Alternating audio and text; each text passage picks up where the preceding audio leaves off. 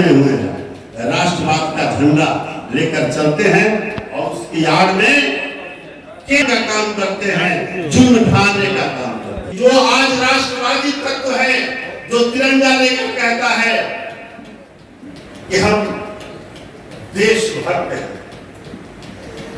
उन देशभक्तों का एक अपना विचार है, एक अपनी विचारधारा रही है और उस विचारधारा का एक संगठन है और उस संगठन का एक मुख्यालय है और उस मुख्यालय पर 52 वर्षों तक भारत का तिरंगा नहीं लहराया गया।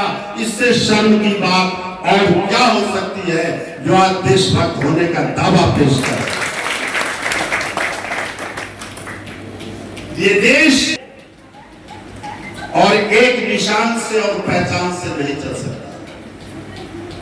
ये गंगा जमुनी तहजीब का देश था, है और इंशाअल्लाह आने वाले दिनों में भी ये रहेगा।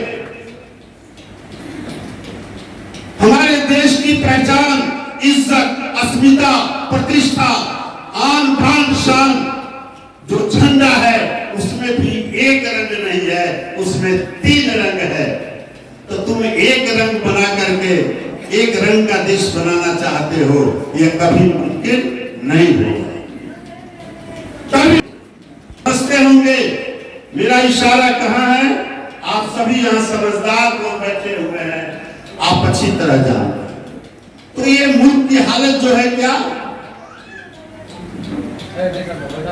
एक धर्म से, एक मजहब से, एक पंथ से नफरत है, घृणा है। और जो हिंदुस्तान सारी दुनिया को मोहब्बत का पैगाम देता रहा और आज भी दे रहा है, उस मुल्क को वो नफरत का मुल्क बनाना चाहते हैं। हमारे समाज में आप शिवानी का सबसे अच्छा नमूना है, सबसे अच्छा नमूना देखना है तो तिरहट्टा बाजार में जाके जहां सभी मजहब के भाइयों की दुकान है और एक के दुकान की छत दूसरे दुकान से सटी हुई है। ये हमारी मिल्लतें थी। हमारे इसी मिल्लत को तोड़ना चाहते हैं, देश को बर्बाद करना चाहते हैं। क्यों? उनको देश से मोहब्बत नहीं है, मुल्क से मोहब्बत नहीं है।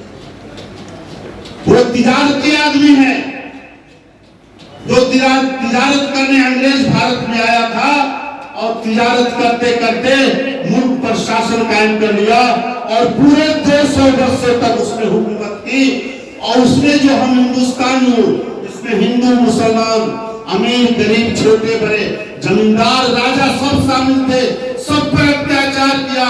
उनके अत्याचार और जुल्मों की निशानी को मिटाने की बात नहीं हो रही है, लेकिन 700 वर्षों के शासनकाल में जिसने मुल्क को अपना समझा, यहाँ तिजारत नहीं थी, यहाँ तिजारती लोगों को बसाया, मुल्क से मोहब्बत की, यहाँ बड़ी बड़ी उनकी देन है।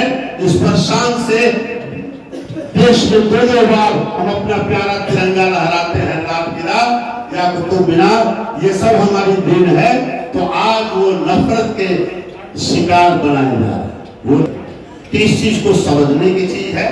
कहीं पे निशाना, कहीं पे निगाहें और कहीं पे निशाना।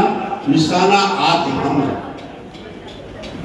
इसलिए हम कहते हैं कि बड़ी ईमानदारी के साथ, बिना किसी राजनीति और लाल लपेट के साथ, जब मुल्क में हमारी अस्मिता पर, हमारी इज्जत पर जब धावा बोला जाएगा तो हमें खामोश नहीं रहना है। और जो खामोश रहेगा वह भी, और जो इसमें शरीक होगा वो भी, उसका भी इतिहास लिखा जाएगा। दोनों का इतिहास लिखा जाएगा। बिरादराने मिल्लत इस दाइशे की कहानी है जिसको आप अच्छी तरह जानते हैं या सुने होंगे। एक बार जंगल में आग लगी, भीषण आग लगी, और उसको बुझाने के लिए कोशिशें जारी थी।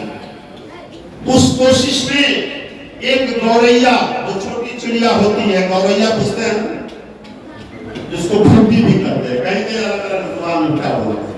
एक छोटी सी गौरैया अपनी छोटी सी सोच में वह पानी लेती थी और कूद करके जाती थी और वो धड़कती आग में वह डाल आती थी। बड़ी हैरानी से लोग देख रहे थे, कह रहे पागल हो गई है, इसकी चोंच की एक बूंद से भीषण आग बुझ सकती है? नहीं, कभी नहीं।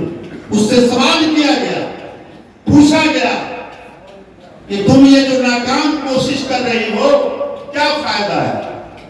तुम्हारी चोंच की एक छोटी बूंद से ये भीषण आग नहीं बुझ सकती।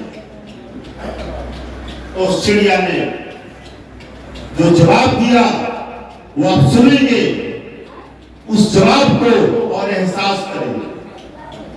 उस चिड़िया ने जवाब दिया कि हाँ जनाब, मैं अच्छी तरह जानती हूं कि मेरी छोटी सी एक बूंद से वह भीषण आग नहीं बुझ सकती है, इसका मुझे एहसास है। मैं तो इस कोशिश में अपना इतिहास लिखवाने के लिए काम कर रही हूं कि जिस दिन जंगल में आग लगने और बुझाने का इतिहास लिखा जाएगा तो लगाने वालों में नहीं, बुझाने वालों में मेरा नाम लिखा जाएगा।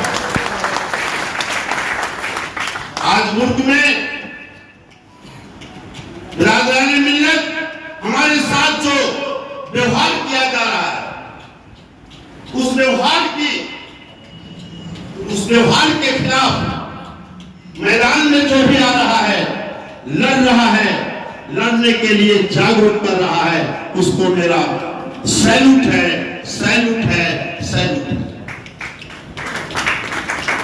हमें अपने का जब इतिहास लिखा जाएगा तो सुनहरे अक्षरों में लिखा जाएगा कि स्टैंड के नीचे जितने बैठे सारे लोग हैं वो अपनी इज्जत को बचाने, अपनी अस्मिता को बचाने, बिरादराने मिल्लत को बचाने के लिए जंग में शामिल हुए थे, न कि उसको बर्बाद करने के लिए।